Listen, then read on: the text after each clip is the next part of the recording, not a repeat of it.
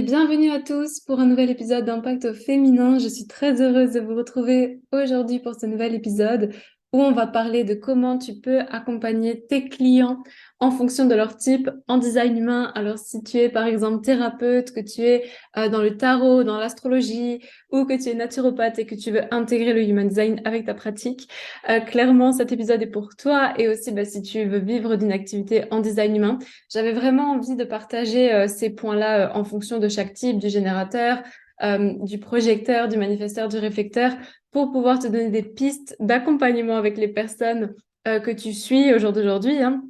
Alors, si tu ne me connais pas et que tu viens d'arriver par ici, je m'appelle Elisa, je suis coach et formatrice en Human Design, je suis aussi naturopathe. Pense à t'abonner si ça fait un moment également que tu suis mes partages. Et cet épisode fait aussi suite à une des masterclass que je vais donner prochainement qui s'intitule Comment intégrer le Human Design dans ton activité de coach et thérapeute. Tu trouveras le lien dans la description. Et si tu regardes cette vidéo un peu plus tard, sache que tu peux t'inscrire en calculant ta carte sur mon site internet de Human Design à ma newsletter pour être informé des prochaines masterclass et des prochaines formations gratuites que je peux animer. Et de toute manière, tu as accès à un groupe Facebook complètement gratuit où je partage tous mes contenus à partir du moment où tu calcules ta carte sur mon site internet. Tu as accès à ce groupe et franchement, c'est une pépite parce que du coup, je partage tous mes podcasts, toutes mes vidéos YouTube, toutes mes publications Instagram sur un même canal. Donc, ça te permet d'avoir tout référencé et de pouvoir décrypter ta charte. Donc pour ça, calcule ta carte sur mon site internet et tu trouveras le lien de ce fameux groupe Facebook. Et sans plus attendre, rentrons dans l'épisode. Alors pour commencer, on va parler des générateurs purs et des générateurs manifesteurs. Donc comment est-ce que tu peux accompagner le générateur pur et le générateur manifesteur, hein, tes clients qui ont ce type énergétique. Tu sais qu'ils font partie de la famille des générateurs, mais qu'ils n'ont pas du tout la même manière de fonctionner. Donc je vais essayer de rester précise et simple dans mes exemples parce que sinon on pourrait en parler pendant des heures, clairement. Déjà, si tu as une cliente qui est générateur pur et qui arrive à toi, un conseil vraiment que tu peux voir avec elle, et pour moi, la plus grande blessure des générateurs purs, c'est deux blessures en réalité, hein. La première des choses, c'est qu'ils ont tendance à toujours dire oui alors qu'ils veulent dire non. Et la deuxième des choses, c'est qu'ils ont tendance à abandonner vraiment trop rapidement. Pourquoi? Parce que le processus d'apprentissage d'un générateur pur, c'est vraiment étape par étape. C'est, vous savez, le générateur, il répond à la vie, il a une aura qui est ouverte, qui est enveloppante, qui attire la vie à lui. Et en fait, bien souvent, les générateurs purs, ils sont en reconversion professionnelle ou ils sont en train de faire quelque chose et ils se disent, mais je comprends pas, ça arrive pas pour moi, je trouve pas les opportunités, j'ai envoyé des CV, j'ai lancé mon business, je sais pas pourquoi j'ai pas les résultats. Tout simplement parce qu'en fait, à chaque fois, ils disent oui à des partenariats ou à des choses auxquelles ils voulaient vraiment dire non, où ils en ont marre, où ils sont plus excités par une tâche.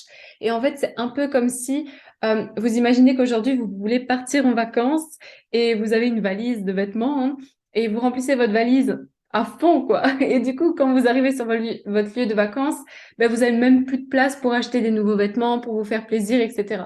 Donc ça, c'est vraiment le plus grand challenge du générateur pur. Et vous pouvez vraiment aller en profondeur avec vos clients dans le sens, OK, donc là, actuellement dans ta vie, il y a peut-être des choses que tu dois lâcher, que ce soit des obligations, le fait d'aller tous les soirs, je sais pas, moi, voir je vais loin dans mes exemples, mais Tata, Janine, lui apporter le plat, etc., ça te met plus en joie. Eh bien, tu fais différemment, tu revois les options. OK, dans ton entreprise, ça te met plus en joie de communiquer sur la naturopathie. Eh bien, est-ce que c'est la naturopathie en elle-même et vraiment ça te met plus en joie? Ou est-ce que c'est ta manière de faire? Posez-lui des questions fermées. Parce que bien souvent, c'est pas votre pratique, en fait. C'est aussi la manière de faire. C'est comme si vous êtes entrepreneur générateur pur et que vous faites que des reels et à un moment donné, vous n'avez plus envie de publier, je sais pas pourquoi. Et en fait, peut-être que vous avez tout simplement envie d'arrêter les reels et de faire des carousels. Donc, revoyez aussi les options que vous pouvez avoir avant de quitter quelque chose. Mais ce que je veux dire il abandonne trop vite, c'est que comme il a cette aura qui est tout le temps remplie de choses qu'il est obligé de faire, de choses qui le met plus en joie, il peut pas accueillir en fait la prochaine chose à laquelle répondre pour passer au step supérieur. Et je vais vous donner un exemple. Quand j'étais en reconversion professionnelle dans la restauration, donc j'étais vraiment démunie, j'en pouvais plus. J'envoyais des CV. J'ai vraiment envoyé, je pense, une centaine de CV, mais pas que dans la restauration, dans d'autres domaines, j'ai eu aucune réponse. Je comprenais pas, j'essayais de développer un business à côté, ça allait pas comme je voulais. Et en fait, je me suis dit, Lisa, tu sais quoi, lâche, vraiment lâche ce travail qui te plaît plus et tu verras en fait. Et c'est à partir du moment où j'ai lâché que 2 semaines après, il y a eu comme ce plateau de verre qui s'est complètement brisé et j'ai pu aller de l'avant. Donc, c'est ça que vous devez regarder avec vos clients. Est-ce qu'ils disent tout le temps oui alors qu'ils veulent dire non à des choses et en fait, ça les empêche au final de recevoir ce qu'ils veulent réellement dans leur vie. Ensuite, pour le générateur manifesteur, lui, c'est pas du tout la même manière d'apprentissage. Lui, il va apprendre, en fait, au contraire du générateur pur, le générateur manifesteur, lui, il cherche le raccourci dans ce qu'il fait, il cherche l'efficacité. Il veut direct passer à l'action et il passe direct à l'action. Et des fois, le raccourci, il le trouve, mais des fois, il le trouve pas et il doit revenir en arrière. C'est comme si, eh bien, vous pensez prendre cette plateforme pour votre formation, vous pensez faire des économies, que ça va aller plus vite, que l'éditeur des pages de vente, ça va être mieux, et au final, vous vous rendez compte que c'est la catastrophe, que ça va pas comme vous voulez, et vous devez tout recommencer, rechercher un nouveau logiciel. Ça frustre énormément les générateurs manifesteurs parce qu'ils pensent qu'ils perdent du temps, mais en réalité, pas du tout. C'est vraiment leur processus d'apprentissage. Ils vont vite et après, ils doivent revenir en arrière. C'est comme quand ils font une formation, ils vont tout manger d'un coup et après, ils sont obligés de revenir dans la formation. Et c'est ça aussi parce que tous mes élèves, pratiquement tous, générateurs manifesteurs, dans la formation design humain, ils dévorent la formation et après, ils se retrouvent en lecture et ils font OK, donc je vais peut-être revenir dans la formation parce que ça, est-ce que je l'ai entendu? Est-ce que c'était dans la formation? J'en suis pas si sûre. Donc, soyez à l'aise avec ça, mettez vos clients à l'aise et arrêtez de vous excuser pour le fait d'être multitâche en tant que GM. Donc, c'est à vous, en tant que coach et thérapeute, de vraiment accompagner votre client là-dedans. OK, pour toi, ça peut être délicat de faire qu'une chose en même temps. Par contre, c'est pas parce que justement, tu as cette énergie de feu sacré, de plaisir, d'excitation, que tu peux générer d'énergie de 8h à 23h sur des choses qui te passionnent, que tu peux trouver les raccourcis, l'efficacité, que tu es forcément obligé de faire plusieurs choses en même temps. Parce qu'il y a vraiment ce concept dans le design humain où on dit que le générateur manifesteur, il est multitâche, mais ça sert à rien d'être multitâche pour être multitâche. Il y a des choses ils ne vous servent pas, ok? Et comme le générateur pur, vous allez bloquer d'un certain côté les choses que vous pouvez recevoir, puisque toute l'aura du générateur, qu'il soit pur ou générateur manifesteur, elle est ouverte, enveloppante, elle attire la vie. C'est le générateur qui attire la vie grâce à son aura. C'est pas comme le manifesteur qui a une aura très fermée, repoussante pour manifester ce qu'il a envie, ses désirs, et pour se protéger et repousser les choses qui lui servent pas. Le générateur, c'est ouvert, ça attire, donc il va jouer, il va répondre en fonction de ce qui rentre dans son aura, et c'est ça, en fait, répondre à la vie. C'est jouer avec ce qu'il y a dans mon aura. Mais si ma valise, elle est pleine, comment est-ce que je peux jouer avec l'extérieur et répondre à des nouvelles choses qui peuvent me faire prospérer? OK? Donc, en tant que GM, travaillez vraiment sur l'impatience avec votre client parce qu'il peut y avoir de ça. Oh, je dois revenir en arrière. Oh mon Dieu, il faut encore que j'aille apprendre ça. Il faut encore que j'aille voir ça. Je dois retrouver un logiciel. C'est normal d'avoir ce processus d'apprentissage. Des fois, il y aura les raccourcis, des fois, il y aura pas. Vous êtes très impatient. Ça peut vous jouer des tours parce que vous pensez que les autres vont plus vite et vous voulez aller vite. Mais des fois, il y a aussi des choses où vous allez devoir revenir en arrière, comme je l'ai dit. Donc voilà pour déjà les générateurs. Ensuite, pour accompagner un projecteur. Déjà, le projecteur, vous savez que lui, son aura, elle est absorbante, elle est focalisante. Je le vois à mon fils, il est projecteur et c'est bon, peut-être c'est moi en tant que maman, c'est un peu tôt, mais je vois déjà comment il est focalisé, comment il observe, comment il ouvre grand les yeux, il scanne en fait. Et je me dis, c'est incroyable parce que quand vous accompagnez une personne projecteur, l'idée, ça va vraiment être de lui expliquer, déjà, de savoir quand s'arrêter, parce que bien souvent, les projecteurs, ils sont conditionnés comme des générateurs et ils s'arrêtent pas, ils sont en train de faire des journées de 8h à 23h et ils finissent en burn-out. Donc ça va être à vous de checker avec votre client projecteur. OK, est-ce que tu sais quand t'arrêter? Par exemple, si tes collègues, vous avez fait une journée entre collègues, etc., vous avez fait, je sais pas, moi, un paintball, et après tes collègues, ils vont encore boire un verre, mais toi, t'es KO, tu veux rentrer, et t'es tout le temps en train d'amplifier et de suivre, alors que t'as juste qu'une envie, c'est d'être seul. Respectez ça, être à l'écoute de votre corps, parce que sinon, le projecteur, il va vous sortir des phrases comme je suis malade, j'ai un problème. Il peut tomber dans les addictions aussi. Donc, addiction au sexe, addiction, j'ai vu nourriture, j'ai vu drogue, puisque j'ai vécu pendant 5 ans avec un projecteur aussi. Donc, alcool. vraiment, soyez attentif à votre énergie en tant que projecteur. Est-ce qu'il prend des temps pour lui? Est-ce qu'il prend du temps pour se reposer? Est-ce qu'il sait quand c'est assez? Et surtout, est-ce qu'il montre son expertise? Parce que attendre l'invitation, c'est pas ne rien faire. Attendre l'invitation, c'est aussi créer les invitations. C'est-à-dire que votre aura, elle parle pour vous en tant que projecteur. Donc juste sortez, parlez de votre expertise et vous verrez qu'il y a des gens qui vont vous inviter après à faire des coachings avec vous. Mais si vous montrez rien, si vous sortez pas, c'est pour ça qu'en tant que personne qui accompagne un projecteur, ça va être important de travailler sur son marketing d'attraction, de voir comment est-ce qu'il a envie de se montrer, qu'est-ce qui lui fait plaisir de faire. Si par exemple c'est un entrepreneur, est-ce qu'il préfère être sur Instagram, faire des lives, de quelle manière il veut connecter avec ses clients. Par exemple, j'ai une de mes clientes dans ma formation design humain qui, elle a intégré le HD avec le tarot. Eh bien, elle connecte avec ses clients à travers une newsletter et c'est parfait, ça lui convient très bien pour elle. Donc, elle a tout un canal où elle connecte avec la newsletter et elle partage son expertise. Elle a aussi une chaîne YouTube, donc elle se montre, mais ça la met en joie encore une fois. Mais si elle reste dans son coin, sur son petit Instagram et qu'elle publie pas, qu'elle montre pas quand elle fait les tirages de tarot, tout ça, ben, les invitations sont limitées en fait. Je dis pas qu'elle en aura pas, au contraire, mais c'est important que vous montriez votre expertise en tant que projecteur et pas que vous essayiez absolument non plus de faire aimer votre expertise à quelqu'un qui ne veut pas l'entendre. Ça, c'est un gros point pour vous les coachs qui allez accompagner les projecteurs. Mais par exemple, moi, j'ai une cliente projecteur qui, sa famille, donc ma cliente, elle crée des produits naturels. Et sa famille, ils lui disent toujours, mais je comprends pas ce que tu fais, c'est pas cohérent parce qu'elle fait des soins énergétiques, elle crée ses produits naturels, elle fait plein de choses différentes et elle partage ça sur TikTok. Et elle a tellement essayé de faire montrer à sa famille, oh, quel point c'est merveilleux ça, oh, quel point c'est merveilleux qu'elle perdait son énergie, pas savoir quand s'arrêter. Ça fait partie de ça aussi, hein.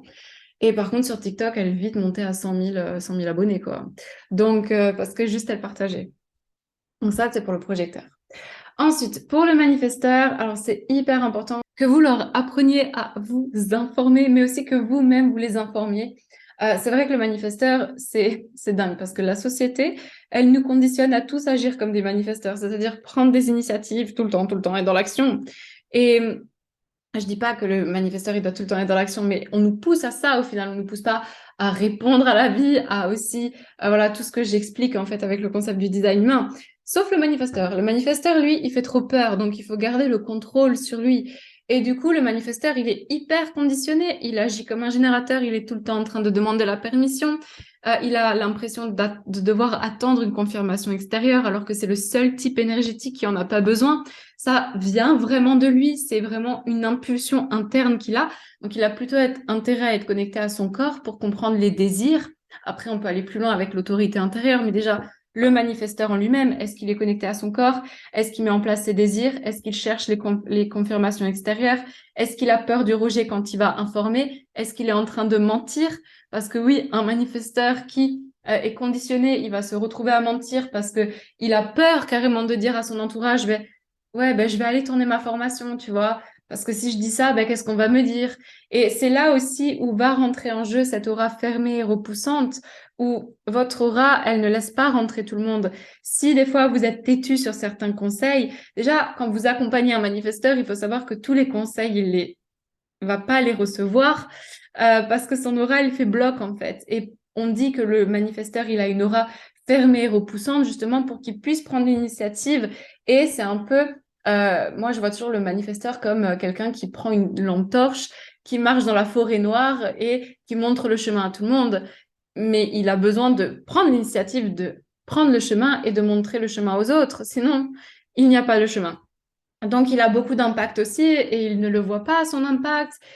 Donc, travailler vraiment ces sphères-là de vie. Est-ce que tu as peur de rejet? Que c'est important pour lui d'informer pour avoir la paix quand il fait les actions? Et je pourrais vous en donner tellement des exemples. On pourrait rester à parler pendant des heures de ça, hein, vraiment. Parce que il y a déjà le fait de vouloir la paix intérieure quand il fait les actions, le manifesteur. Et c'est informer pour dire, OK, ben là, je vais tourner ma formation, donc j'ai besoin d'être en paix. Je vais prendre un bain. J'ai pas envie que les enfants y rentrent dans la salle de bain 15 millions de fois, sinon je vais me mettre en colère. Parce qu'en fait, dans ces moments les désirs qui vous viennent, ces impulsions, c'est comme des flux créatifs. Et ces flux créatifs, s'ils sont interrompus sans arrêt, premièrement, ça vous met en colère, pas possible. Mais en plus de ça, vous empêche de vraiment créer l'initiation, quoi, vraiment créer le processus de ouais. Donc ça c'est important. Et est-ce qu'il délègue? Parce qu'il y a aussi ce concept de savoir quand s'arrêter. Un manifesteur, il travaille avec ses impulsions. Ça va être comme un avion au décollage, beaucoup d'énergie, mais après il doit apprendre à déléguer. Est-ce qu'il délègue à quelqu'un ses tâches ménagères ou est-ce qu'il travaille de 8h à 23h comme je l'ai expliqué? Et il a besoin de ça. Il a aussi besoin d'être informé, qu'on le soutienne et qu'il commence par les petites choses, d'informer, de commencer à... Si pour lui, c'est pas naturel de toute manière d'informer comme ça, de dire... Alors, c'est pas informer la terre entière, sortir dans la rue et dire, OK, je vais tourner une formation. C'est pas ça. C'est informer les personnes qui vont être dans sa vie, d'accord? Donc, il va, par exemple, informer son conjoint. Et j'ai un exemple très précis, j'ai deux exemples très précis. Je travaille avec quelqu'un qui est manifesteur dans mes pubs Facebook. Et la dernière fois, je reçois un message, j'ai lancé des pubs Facebook. Sauf que moi, en tant que générateur pur, ben, j'aurais peut-être revu les pubs avec la personne, j'aurais peut-être, tu vois, fait le truc step by step, quoi. Mais lui, j'ai lancé tes pubs et s'il y a quelque chose qui va pas, tu me le dis. Donc, il a pris l'initiative et comme je sais qu'il est manifesteur, parce qu'en fait, il y avait un visuel qu'il fallait changer, moi, ça ne me dérange pas du tout d'agir comme ça. Mais pour quelqu'un d'autre qui, qui sait qu'il faut changer un texte et un visuel et que la personne échange la pub Facebook, il y a des personnes qui réagissent différemment. Donc ça, c'est un premier exemple de... Il a informé, mais il a informé un peu trop tard.